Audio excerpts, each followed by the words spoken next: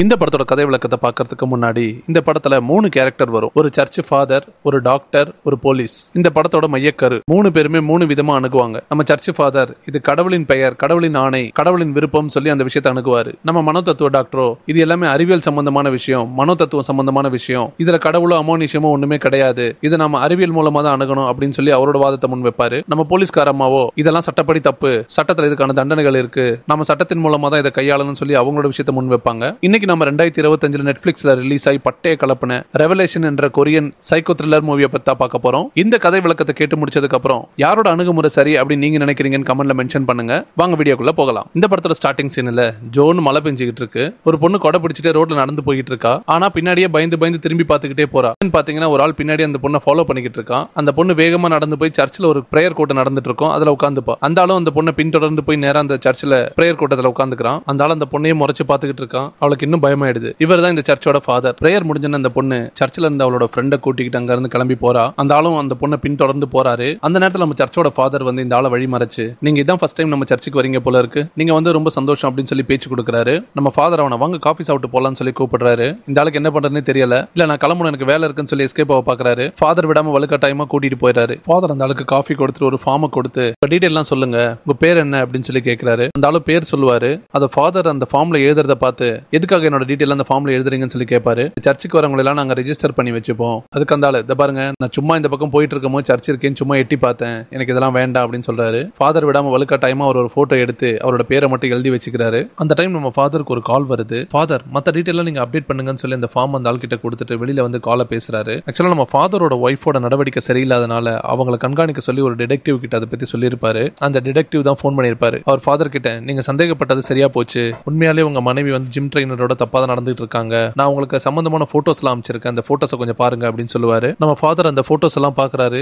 அவருக்கு ரொம்ப அதிர்ச்சியாகவும் அதே சமயம் கோபமும் வருது. அதே டைம் பாத்தீங்கன்னா நம்ம ஃபாதரோட ஒய்ஃப் வந்து சர்ச்சு கீழே வெயிட் பண்ணிக்கிட்டு இருக்காங்க ஃபாதரை கூட்டிட்டு போறதுக்கு. ஃபாதர் போன் பேசிட்டு உள்ள வரும்போது அந்த ஆள் அங்க இருந்து கிளம்புறாரு. ஃபாதர் கிட்ட, நான் அந்த ஃபார்ம் எல்லாம் ஃபில் பண்ணிட்டு அது டேபிள் மேல வச்சிருக்கேன், நான் கிளம்புறேன், எனக்கு முக்கியமான வேலை இருக்குன்னு சொல்லிட்டு அங்க இருந்து கிளம்புறாரு. அந்த ஆள் கிளம்பும் போது நம்ம ஃபாதரே அவருக்கு ஷூ எல்லாம் மாட்டி விடுறாரு. மாட்டி விடும்போது அவரோட கால்ல ஒரு விஷயம் நோட் பண்றாரு. ஒரு டிவைஸ் இருக்கும். அது என்னன்னா, அந்த ஊர்ல பயங்கரமான குற்றவாளிகள் தண்டனை காலம் முடிஞ்சு ஜெயில இருந்து வந்ததுக்கு அப்புறம் கூட அவங்கள கண்காணிக்கிறதுக்காக அவங்களோட கால்ல வந்து ஒரு மெட்டல் டிடெக்டரை மாட்டி இருப்பாங்க. ஆக்சுவலா கிட்டத்தட்ட ஒரு ஜிபிஎஸ் ட்ராக்கர் மாதிரி. ஃபாதருக்கு அந்த ஜிபிஎஸ் ட்ராக்கரை பார்த்து கொஞ்சம் அதிர்ச்சியா இருக்கு. அந்த ஆள் அதை புரிஞ்சுக்கிட்டு வேகமா அங்க இருந்து கிளம்பி போறாரு. அடிக்கடிக்கு நீங்க இந்த சர்ச்சுக்கு வரணும், எல்லா குற்றங்களையும் கடவுள் மன்னிப்பாரு, கவலைப்படாதீங்கன்னு சொல்லி அனுப்பி வைக்கிறாரு. அந்த ஆள் போனதுக்கு அப்புறம் வேகமா ஃபாதர் ஓடி போயிட்டு அந்த ஃபார்மை பாக்குறாரு. அந்த ஃபார்ம்ல எந்த டீடைலும் ஃபில் பண்ணி இருக்காது, பேர் மட்டும் தான் இருக்கும். சரி ஒன்னும் பண்ண முடியாது அப்படின்ட்டு ஃபாதர் சர்ச்சை மூடிட்டு கிளம்புறது லைட் எல்லாம் ஆஃப் பண்ணிட்டு கிளம்புறாரு. அப்ப லாஸ்டா பாத்தீங்கன்னா அந்த ஆள் கிளம்புறதுக்கு முன்னாடி நம்ம ஃபாதர் வந்து மொபைல்ல அந்த ஆளை போட்டோ எடுப்பார்ல, அந்த போட்டோ வந்து பிரிண்டர்ல இருக்கும். இப்ப அந்த ஆளை காமிக்கிறாங்க. அந்த ஆள் சர்ச்சில இருந்து இறங்கி வந்து ரோட கிராஸ் பண்றதுக்கு நிக்கும் போது எதிர்க்க ஒரு லேடி நின்னுட்டு இருக்காங்க.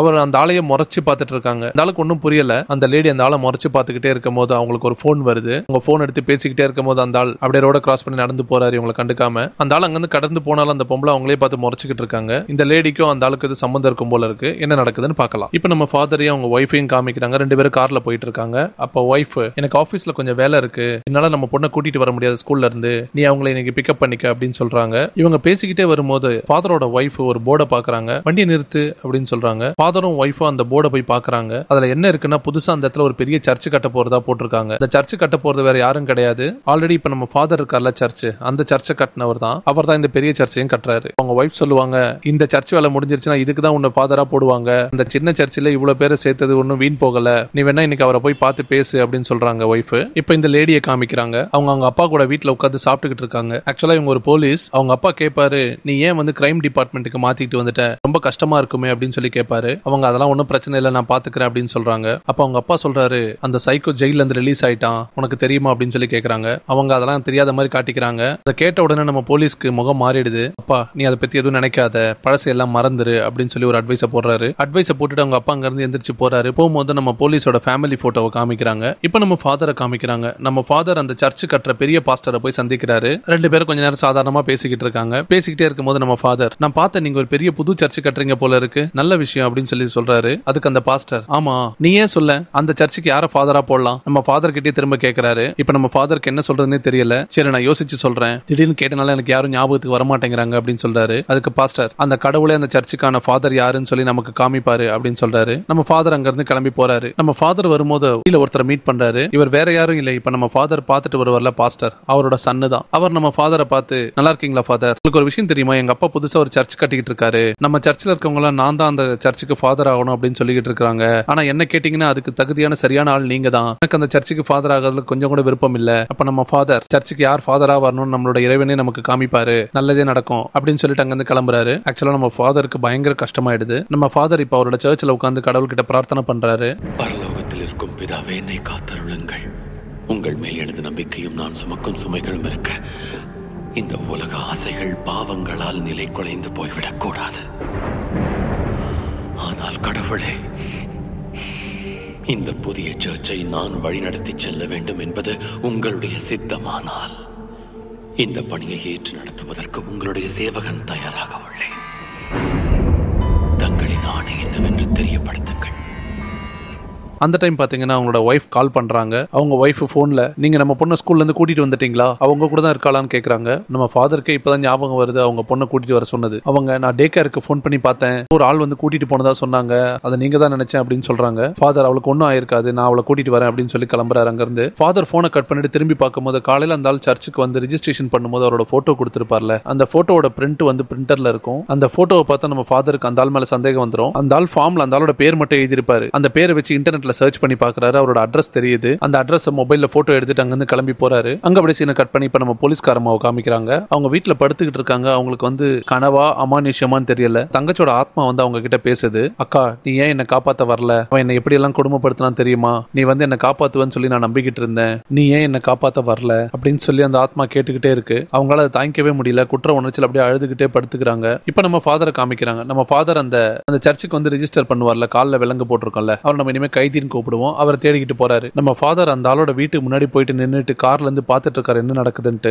அந்த கைதி காரை நிறுத்தி வச்சுட்டு காரை ஓபன் பண்ணி ஏதோ பண்ணிக்கிட்டு இருக்காரு. அவர் கையில பாத்தீங்கன்னா ஷவல் இருக்கு. இப்ப நம்ம ஃபாதர் கார்ல உட்காந்துக்கிட்டு போலீஸுக்கு போன் பண்ணி இன்ஃபார்ம் பண்றாரு. அவர் எல்லாம் சொல்லி முடிக்கிறதுக்குள்ள போன்ல பேட்டரி லோவா இருக்கும், சார்ஜ் இல்லாம போன் ஆஃப் ஆயிடும். போன் பேசிட்டு பாப்பாரு. அந்த கைதி அங்க இருந்து வண்டி எடுத்துட்டு கிளம்புறாரு. உடனே நம்ம ஃபாதரும் விடாம அவரே ஃபாலோ பண்ணிக்கிட்டு போறாரு. கார் ஒரு இடத்துல போய் நிக்குது. ஃபாதரும் காரை நிறுத்திடுறாரு. திடீர்னு அந்த கைதி இறங்கி வந்து, ஃபாதர் நீங்களா, என்ன இந்த பக்கம், என்னையே ரொம்ப நேரமா ஃபாலோ பண்ணிட்டு வர மாதிரி தெரியுது, என்ன விஷயம் தெரிஞ்சுக்கலாமா அப்படின்னு சொல்லி கேட்கிறாரு. ஆனா நம்ம பாஸ்டர் அவர்கிட்ட எதுவுமே பேச மாட்டாரு. கைதி, சரி மழை பெய்யுது, வீட்டுக்கு பார்த்து போங்க அப்படின்னு சொல்லிட்டு நேரா போயிட்டு அவரோட கார் கிட்ட போகும்போது ஃபாதர் ஓடி வந்து கைதியோட காரை திறந்து பாக்குறாரு. அவரோட பொண்ணு அந்த கைதியோட கார்ல இருக்காளான்னு சொல்லி செக் பண்றாரு. ஆனா இல்ல. கைதி பாஸ்டர் பார்த்து, என்ன என் கார்ல தேடிக்கிட்டு இருக்கீங்க, வழியை விடுங்க, நான் கிளம்பணும் அப்படின்னு சொல்லி கிளம்புறாரு. பாஸ்டர் டக்குன்னு அந்த கைதியோட காலை செக் பண்ணி பாக்குறாரு, அந்த மெட்டல் லாக்கர் இருக்கான்ட்டு. ஆனா அது இல்ல. இப்ப கைதிக்கு புரிஞ்சிருது ஏதோ தப்பா இருக்குன்ட்டு. ஃபாதர் வேகமா ஓடி போய் அவரோட காரை ஏற ட்ரை பண்றாரு. அந்த கைதி ஓடி வந்து ஃபாதரை பிடிச்சிடறான். ரெண்டு பேருக்கும் பயங்கரமான சண்டை நடக்குது. ரெண்டு பேரும் பயங்கரமா அடிச்சுக்கிட்டே இருக்கும் போது ஒரு கட்டத்துல அந்த கைதி வழி தடக்கி ஒரு பள்ளத்துல விழுந்துருவாரு. விழுந்து உருண்டுகிட்டே போய் ஒரு பாறையில போய் மண்டை இடிச்சிடும். அப்படியே கைதி மயக்கமாயிருவாரு. மயக்கமாயிட்டாரா இறந்துட்டாரான்னு தெரியல. பாப்போம். இப்ப நம்ம ஃபாதருக்கு என்ன பண்றது தெரியல. கிட்ட போய் பாக்குறாரு. அந்த ஆளோட தலையெல்லாம் பயங்கரமா ரத்தம் கொட்டுது. ஆள் மூச்சு பேச்சு இல்ல.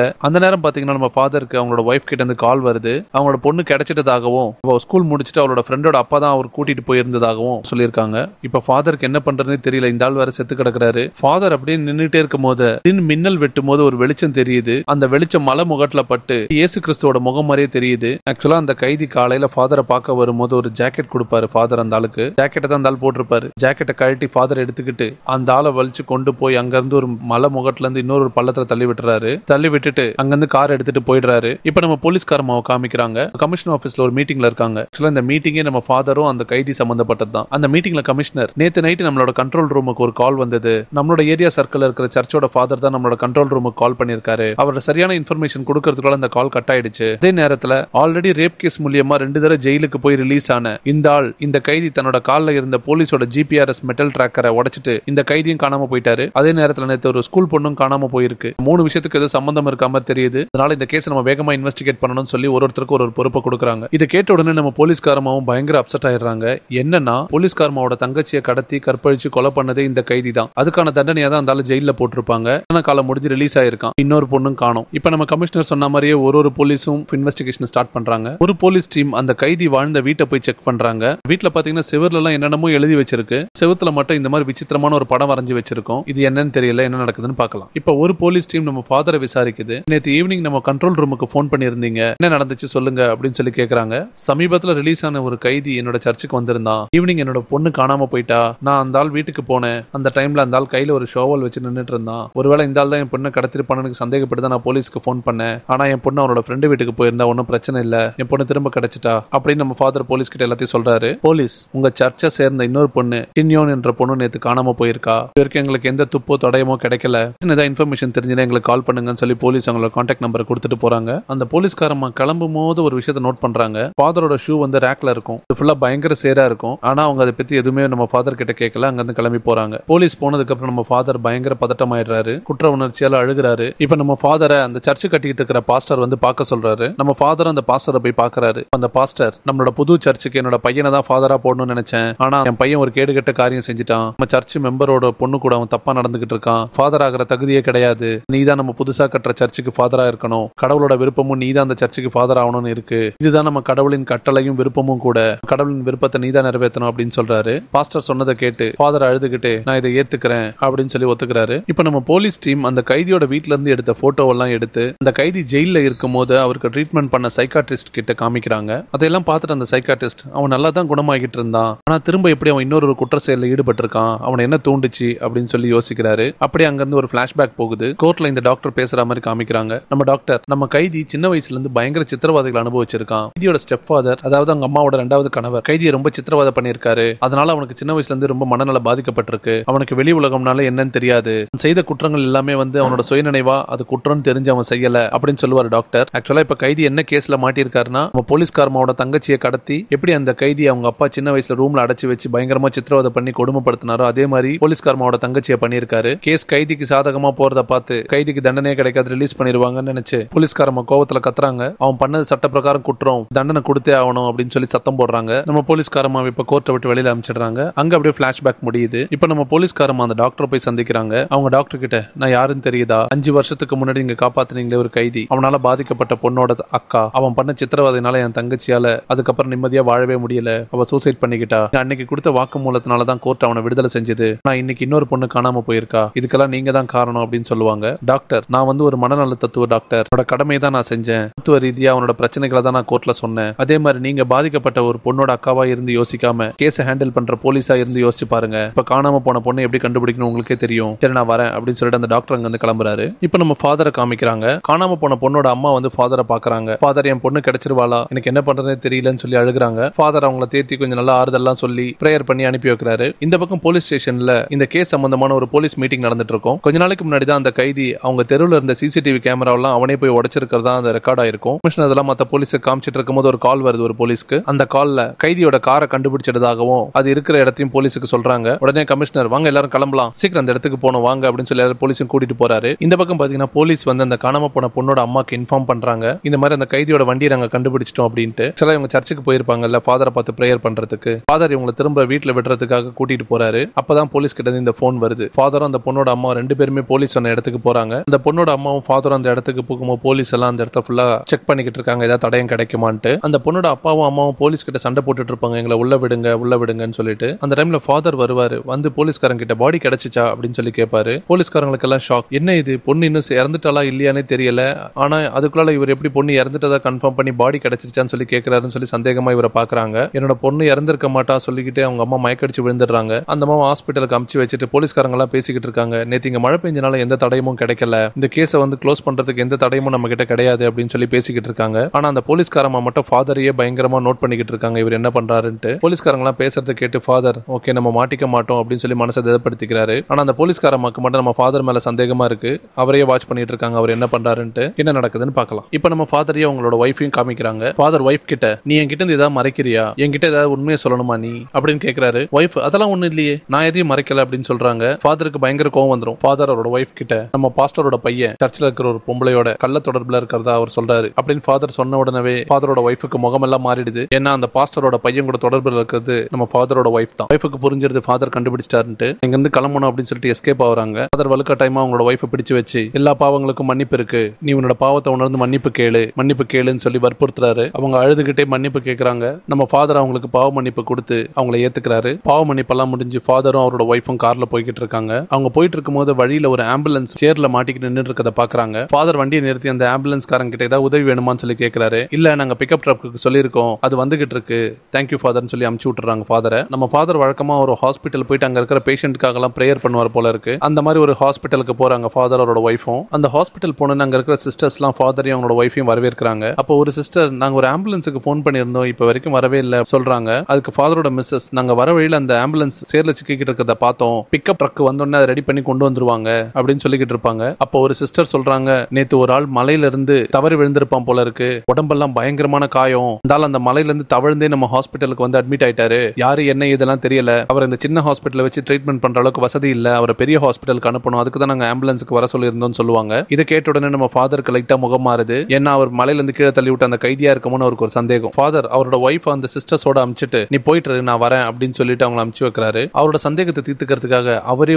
ஹாஸ்பிட்டல் உள்ள போயிட்டு ஒரு வார்டா செக் பண்றாரு. அந்த சிஸ்டர் சொன்ன பேஷண்ட் அந்த கைதி தானான்ட்டு. அவர் ஒரு ரூமா தேடிக்கிட்டே போகும்போது அவர் சந்தேகப்பட்ட மாதிரியே ஒரு ரூம்ல அந்த கைதி படுத்திருப்பாரு பயங்கர காயங்களோட. அதுவும் இல்லாம ஃபாதர் பாத்துக்கிட்டே இருக்கும் போது அந்த கைதி மயக்கத்திலேயே அந்த பாஸ்டர் என்ன கொல்ல ட்ரை பண்ணாரு, அந்த பாஸ்டரை விடாதீங்க அப்படின்னு சொல்ற மாதிரி வாக்குமூலம் கொடுத்துக்கிட்டு இருப்பாரு மயக்கத்திலே. ஃபாதருக்கு இப்ப பயங்கர அதிர்ச்சி ஆயிடுது. ஏன்னா அந்த ஆள் முழிச்சுக்கிட்டு வாக்குமூலம் கொடுத்துட்டான்னா பாஸ்டரை ஜெயில போட்டுடுவாங்க. பாஸ்டர் அந்த கைதியை ஒரு வீல் சேர்ல உட்கார வச்சு முகத்தை துணி போட்டு மூடிட்டு அங்க இருந்து வீல் சேரை தள்ளிக்கிட்டே போயிடுறாரு. பாஸ்டர் அந்த கைதியை கார்ல ஏத்திட்டு எங்கேயோ கொண்டு போறாரு. அந்த நேரம் பாத்தீங்கன்னா ஆம்புலன்ஸ் நேரா அந்த ஹாஸ்பிட்டலுக்குள்ள வருது, இந்த கைதியை பெரிய ஹாஸ்பிட்டல் கொண்டு போறதுக்கு. ஆம்புலன்ஸ் வரும்போது அந்த கைதி அங்க இல்லாதனால ஹாஸ்பிட்டல் இருக்கவங்க போலீஸுக்கு கம்ப்ளைண்ட் கொடுப்பாங்க. போலீஸ் அங்க வந்து இன்வெஸ்டிகேட் பண்றாங்க. இன்வெஸ்டிகேட் பண்ணது வேற யாரும் இல்ல, நம்ம போலீஸ்காரமா டீம் தான். அங்க வழியில ஒரு சிசிடிவியை பார்த்து இந்த சிசிடிவி கேமராவோட ஃபுட்டேஜ் வேணும் அப்படின்னு சொல்றாங்க. அதுக்கு அந்த ஹாஸ்பிட்டல் இருக்க சிஸ்டர், இது ஒரு ட்ரஸ்ட் ஹாஸ்பிட்டல், கிடைக்கிற நன்கொடையை வச்சு தான் நடத்திக்கிட்டு இருக்கிறோம், இது கொஞ்ச நாளுக்கு முன்னாடி ரிப்பேர் ஆயிடுச்சு, இது ஒர்க் ஆகல அப்படின்னு சொல்றாங்க. ஆக்சுவலா அந்த கைதியை படுக்க வச்சிருந்த வார்டுல போயிட்டு போலீஸ்காரமா எல்லாரும் செக் பண்ணுவாங்க. இப்போ எதிர் பெட்ல இருக்க ஒரு தாத்தா அவரை கொண்டு போயிட்டாரு அப்படின்னு சொல்லுவாரு. போலீஸ்காரமா யாரு அப்படின்னு கேட்பாங்க.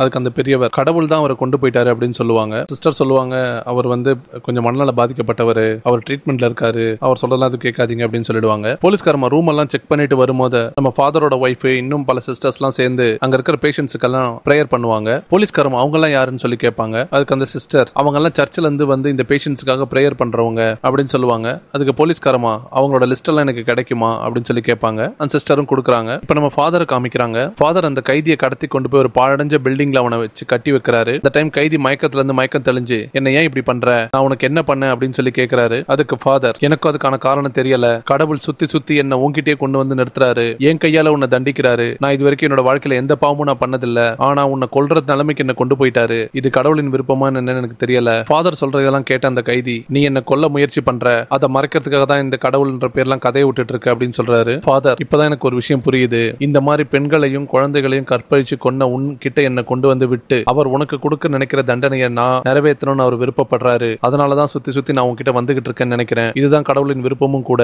அப்படின்னு சொல்றாரு. ஃபாதர் சொல்றதை கேட்டு கைதி, நீ பைத்தியக்காரன் ஆயிட்ட, அப்படிலாம் ஒண்ணுமே கிடையாது அப்படின்னு சொல்றாரு. கைதி ஃபாதர் கிட்ட, நீ இப்ப என்ன கொல்ல போறியா சொல்லி கேட்பாரு. அதுக்கு ஃபாதர், எனக்கு தெரியாது, ஆனா கடவுளின் விருப்பம் அதுவா இருந்தா வேற ஒன்னும் பண்ண முடியாது அப்படின்னு சொல்லுவாரு. இப்ப அந்த கைதி, நீ என்ன கொன்னுட்டேன்னா அந்த பொண்ணை கண்டுபிடிக்கவே முடியாது அப்படின்னு சொல்லுவாரு. ஆனா இப்ப ரீசெண்டா ஒரு பொண்ணை கடத்தினார்ல சர்ச்சில் இருந்து, அந்த பொண்ணை பத்தி தான் சொல்றாரு. ஃபாதர் இப்ப அந்த கைதி கிட்ட, அந்த பொண்ணு எங்க இருக்கா சொல்லு. அதுக்கு கைதி, இப்பவே போலீஸ்க்கு போன் பண்ணு, நான் போலீஸ் கிட்ட சொல்றேன் அப்படின்னு சொல்லுவாரு. ஃபாதர் ஒரு நிமிஷம் சுதாரிச்சுக்கிட்டு, போலீஸ் கிட்ட போனா இவரும் மாட்டிப்பாருன்ட்டு, அதே நேரத்தில் அந்த பொண்ணையும் விட்டுற முடியாதுன்ட்டு ஃபாதரே அவனை பயங்கரமா அடிச்சு சித்திரவதை பண்ணி கேட்கிறாரு. ஆனா அதுக்கெல்லாம் மசீர மாதிரி இல்ல, நீ என்ன கொல்றது அந்த பொண்ணை கொல்றதுக்கு சமம், இல்லைன்னா நீ போலீஸை கூப்பிடு அப்படின்னு சொல்லிட்டு சிரிச்சுக்கிட்டே ஒரு இயேசு கிறிஸ்துவோட பாட்டை பாடுறான். நம்ம ஃபாதருக்கு ஆத்திரம் தாங்க முடியாம பக்கத்துல இருக்க ஒரு டேப்பை எடுத்து கைதியோட முகமெல்லாம் ஃபுல்லா சுத்திடுறாரு, மூச்சு கூட விட முடியாத அளவுக்கு. அந்த கைதி அப்படியே வலிச்சு கொண்டு போய் ஒரு ரூம்ல போட்டுட்டு டார்பாயை வச்சு மூடிட்டு அந்த ரூமை லாக் பண்ணிட்டு அங்க இருந்து கிளம்பி போயிடுறாரு. நம்ம ஃபாதர் அங்க இருந்து நேரா கிளம்பி அவரோட சர்ச்சுக்கு போறாரு. சர்ச்சுக்கு முன்னாடி நிறைய பேர் மெழுகுவத்தி வச்சு காத்துக்கிட்டு இருக்காங்க. என்னன்னா அந்த காணாம போன பொண்ணுக்காக கூட்டு பிரார்த்தனை பண்ணலாம்னு சொல்லி எல்லாரும் ஃபாதருக்காக வெயிட் பண்ணிக்கிட்டு இருக்காங்க. நம்ம ஃபாதர் பிரேயர் பண்ணதுக்கு போனதுக்கு அப்புறம் அங்க போலீஸ்காரமா வராங்க. வந்து நம்ம ஃபாதரோட காரை செக் பண்றாங்க. அந்த காரோட டயர்ல நிறைய மால்பெரி பழம் வந்து நசுங்கி சிக்கி இருக்கும். அதை பார்த்த உடனே போலீஸ்காரமா கூகுள்ல அங்க நியர்பை எங்க மால்பெரி தோட்டம் இருக்குன்னு செக் பண்ணி பாக்குறாங்க. 15 கிலோமீட்டர்ல ஒரு தோட்டம் இருக்கிறதா காமிக்குது. நம்ம ஃபாதர் என்னைக்கும் இல்லாம இன்னைக்கு பயங்கர ஆக்ரோஷமா அந்த பிரார்த்தனையை நடத்தி முடிக்கிறாரு. இப்ப நம்ம போலீஸ்காரமாவை காமிக்கிறாங்க.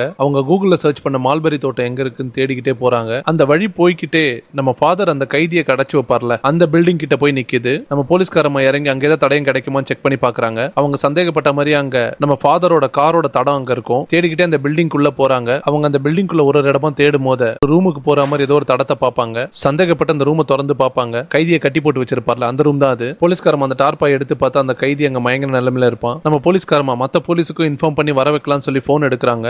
பாத்தீங்கன்னா அவங்க தங்கச்சோட ஆத்மா அங்க வருது. அக்கா, அவனை கொன்னுடு, அவன் ரொம்ப கொடூரமானவன், அவனை உயிரோட விட்டீங்கன்னா திரும்ப அவன் இதே தான் பண்ணிக்கிட்டு இருப்பான், இதுதான் உனக்கு கிடைச்ச சந்தர்ப்பம், நான் பழி வாங்கினதான் என்னோட ஆத்மா சாந்தி அடையும் அப்படின்னு சொல்லி அந்த ஆத்மா சொல்லுது. நம்ம போலீஸ்காரமாவும் கிட்டத்தட்ட கொல்ற நிலைமைக்கு நிலைமைக்கு வந்துடுறாங்க. கன் எடுத்து அவன் நெத்தில நீட்டுறாங்க. அந்த கைதி மயக்கத்திலே நீ போலீஸை கூப்பிடு, நீ என்ன கொன்னுட்டீங்கன்னா அந்த பொண்ணை கண்டுபிடிக்க முடியாதுன்னு அப்படியே மயக்கத்திலே சொல்றான். சொன்னதை கேட்டு போலீஸ்காரமா கொஞ்சம் யோசிக்கிறாங்க. ஆனா அந்த தங்கச்சி ஆத்மா அவன் பொய் சொல்றான், அவனை கொன்னுடு, அவனை கொல்லுன்னு சொல்லி பயங்கரமா கத்துது. அப்ப போலீஸ்காரமா நான் ஒரு போலீஸ், என்னால சட்டத்தை மீற முடியாது அப்படின்னு அந்த ஆத்மாக்கு பதில் சொல்ற மாதிரி மனசுக்குள்ள நினைச்சுக்கிறாங்க. அந்த கைதி கிட்ட நான் போலீஸ் தான், நீ என்கிட்ட சொல்லலாம், அந்த பொண்ணு எங்க வச்சிருக்க சொல்லு அப்படின்னு சொல்லுவாங்க. அந்த கைதி உஷாரா என்ன முதல்ல டாக்டர் கிட்ட கொண்டு போ, நான் சொன்னதுக்கு அப்புறம் என்ன கொல்ல மாட்டேன் என்ன நிச்சயம் அப்படின்னு சொல்லி கேட்பான். நான் அப்படிலாம் கொல்ல மாட்டேன், அந்த பொண்ணை காப்பாத்தணும், சொல்லுன்னு சொல்லி கேட்பாங்க. அவன் எனக்கு உண்மையில நம்பிக்கை இல்லை அப்படின்னு சொல்லி சிரிப்பான். திடீர்னு பார்த்தா எதிர்பார்க்காத நேரத்தில் நம்ம ஃபாதர் அங்க வந்து போலீஸை போட்டு அடிக்கிறாரு. போலீஸுக்கும் ஃபாதருக்கும் பயங்கரமான சண்டை நடக்குது. போலீஸுக்கும் ஃபாதருக்கும் நடந்த சண்டையில நம்ம ஃபாதர் போலீஸ் அடிச்சிடறாரு. போலீஸ் மயங்கிடுறாங்க.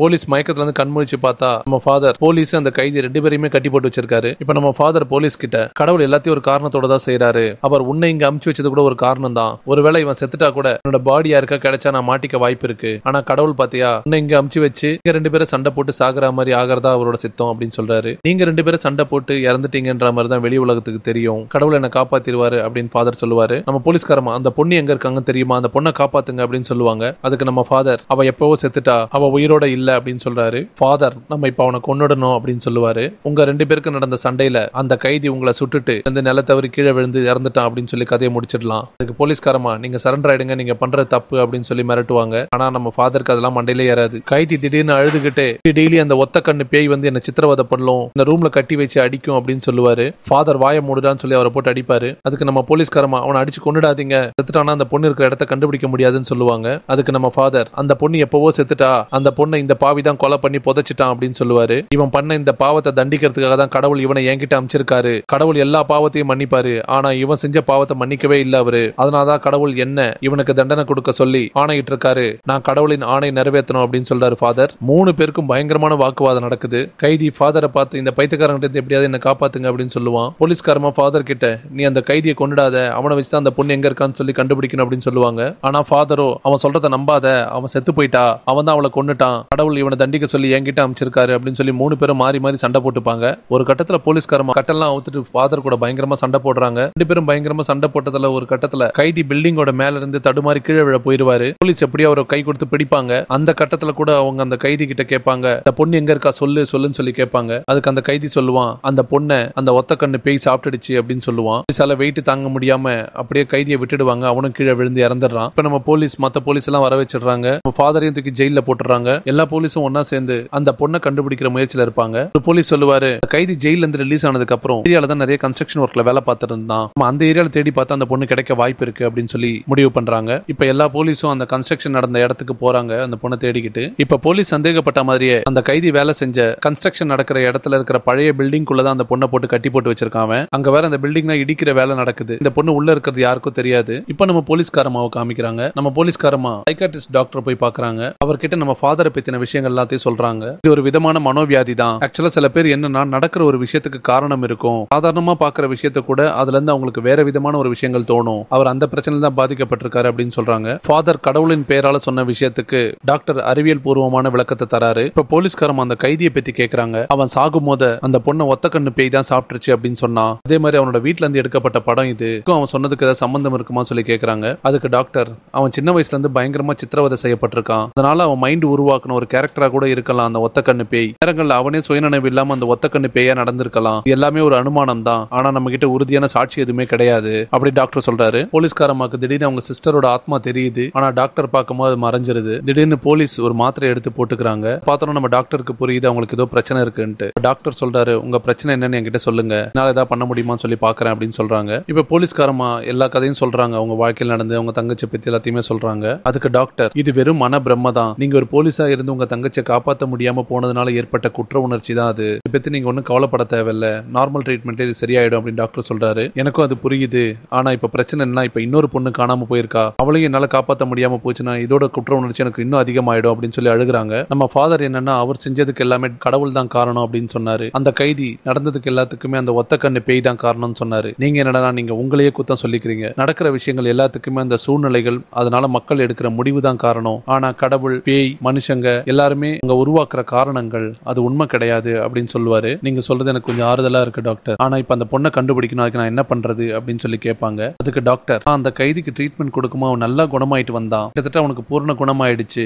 திரும்ப அவன் மனசுக்குள்ள இருந்த அந்த மூர்க்கத்தனத்தை தூண்டி விட்டுறது குடும்பத்துக்கு ஏதோ ஒன்று நடந்திருக்கு, அது என்னன்னு சொல்லி நம்ம கண்டுபிடிச்சா போதும், கைதி அப்படி நடந்துக்கிறதுக்கான காரணத்தை நம்ம கண்டுபிடிச்சிடலாம், மூலியமா இந்த பொண்ணை கண்டுபிடிக்கிறதுக்கு நமக்கு ஒரு வாய்ப்பும் கிடைக்கும் அப்படின்னு சொல்றாரு. அந்த டைம்ல டாக்டருக்கு ஒரு போன் வரும். அவர் ஏதோ போன் பேச போயிடுவாரு. அந்த கைதி ட்ரீட்மெண்ட்ல இருக்கும் போது வரைஞ்ச படங்கள் எல்லாம் டாக்டர் கிட்ட இருக்கும். அதெல்லாம் எடுத்து நம்ம போலீஸ் பார்ப்பாங்க. அவங்களுக்கு ஒன்னும் பிடிபடாது. அந்த டைம் பாத்தீங்கன்னா அவங்களோட அப்பா வேற போன் பண்ணுவாரு. நம்ம போலீஸோட அப்பா போன்ல அந்த பக்கத்துல இருந்து, இன்னைக்கு நான் வீட்டுக்கு வரதுக்கு லேட் ஆகும், ஆக்சுவலா போலீஸோட அப்பா வந்து ஒரு கிரைன் ஆபரேட்டர், இன்னைக்கு கிளைண்ட் வந்து அந்த ஒத்த கண்ணு வீடு டெமாலிஷ் பண்ணி கொடுத்துட்டு போக சொல்லிருக்காங்க, நான் வரதுக்கு லேட் ஆகும் அப்படின்னு சொல்றாரு. அப்ப நம்ம போலீஸ் ஒத்த கண்ணா என்னது அப்படின்னு சொல்லி கேக்குறாங்க. அதுக்கு அவங்க அப்பா, இது வந்து பழைய காலத்தோட ஜன்னல் மாடல், பழைய கால வீட்டுல எல்லாம் பார்க்கலாம், இப்ப யாரும் அந்த மாதிரிலாம் வீடு கட்டுறது இல்ல அப்படின்னு சொல்றாங்க. அப்பதான் நம்ம போலீஸ்காரம்மாக்கு புரியுது, அந்த கைதி வரைஞ்ச படங்கள் எல்லாத்தையும் இந்த ஜன்னலை மென்ஷன் பண்ணிருப்பான். அவனுக்கு இந்த ஜன்னலை பார்த்தாதான் அவனுக்கு வந்து ட்ரிகர் ஆகுது, அந்த மாதிரி திரும்ப பழைய ஞாபகங்கள்லாம் வந்து. போலீஸ்காரமா இன்னொரு போலீஸுக்கு போன் பண்ணி, நான் ஒரு ஜன்னலோட போட்டோ உனக்கு அனுப்பிச்சிருக்கேன், அது நம்மளோட கைதி கன்ஸ்ட்ரக்ஷன் வேலை செஞ்சால அந்த இடத்துல ஏதாவது ஒரு பில்டிங்ல இருக்கா நீங்க செக் பண்ணுங்க, உடனே அந்த பொண்ணு அவன் கடத்தி வச்சிருக்க வாய்ப்பு இருக்கு அப்படின்னு சொல்றாங்க. அவங்களும் கிளம்பி அந்த இடத்துக்கு போறாங்க. அந்த கண்ட்ரோல் ரூம்ல இருந்த போலீஸ் அந்த மாதிரி வீடு இருக்கிற அட்ரஸ் கரெக்டா கண்டுபிடிச்சு போலீஸுக்கு அனுப்புறாரு. போலீஸ் வேகமா அந்த இடத்துக்கு போறாங்க. அந்த கன்ஸ்ட்ரக்ஷன் நடக்கிற இடத்துல அந்த பில்டிங் எடுக்கிற வேலை வேற பயங்கர மும்முரமா நடந்துகிட்டு இருக்கு. எதிர்பார்த்த மாதிரி நம்ம போலீஸ் அந்த பொண்ணை போய் காப்பாத்திடுறாங்க. அந்த பொண்ணுக்கு ஒன்னும் ஆகல, சேஃபா தான் இருக்காங்க. அங்க அப்படியே சீன் கட் ஆகுது. இப்ப நம்ம போலீஸ் நம்மளோட ஃபாதரை போய் ஜெயில பாக்குறாங்க. இப்ப ஃபாதர் போலீஸ் கிட்ட அந்த பொண்ணோட பாடி கிடைச்சது அப்படின்னு சொல்லி கேக்குறாரு. போலீஸ், இல்ல அந்த பொண்ணு உயிரோட தான் இருக்கா, நாங்க காப்பாத்திட்டோம் அப்படின்னு சொல்றாங்க. நம்ம ஃபாதர், அப்படி நடந்திருக்க வாய்ப்பே இல்ல, அவ இறந்துட்டான் தான் எனக்கு சொல்லப்பட்டுச்சு, போலீஸ் அவ இன்னும் உயிரோட தான் இருக்கா அப்படின்னு சொல்றாங்க. போலீஸ்காரமா கிட்ட பேசிட்டு அவரோட செல்லுக்கு போறாரு. ஒரு செல்ல உட்கார்ந்து இருக்கும் போது பக்கத்துல இருக்கிற செவுர்ல ஏதோ கரை பிடிச்ச மாதிரி இருக்கும். அவர் அதை பாப்பாரு. ஆனா அவருக்கு அதுல இருந்து கடவுள் முகம் தெரியும். அது அவர் கையில இருந்த கர்ச்சீப்பை வச்சு பயங்கரமா அழிப்பாரு அழுதுகிட்டே. ஆனா அதுல வேற ஒரு உருவம் தெரியும். கிட்டத்தட்ட டாக்டர் நம்ம ஃபாதரை பத்தி சொன்னது அப்படியே உண்மையா நடக்கும். ஃபாதருக்கு எந்த விஷயத்தை பார்த்தாலும் அதுல இருந்து வேற ஒரு விஷயம் தெரியும். இங்க அப்படியே படம் முடியுது. படத்தோட தொடக்கத்துல நான் சொல்லிருப்பேன்ல, 3 கேரக்டர் பத்தி நீங்க பாத்தீங்க. நீங்க கமெண்ட்ல மென்ஷன் பண்ணுங்க, இதுல யாரு சொல்றது சரி அப்படின்ட்டு. அறிவியலா, தெய்வீகமா, பேயா, கமெண்ட்ல மென்ஷன் பண்ணுங்க. இன்னொரு தரமான வீடியோல சந்திக்கலாம்.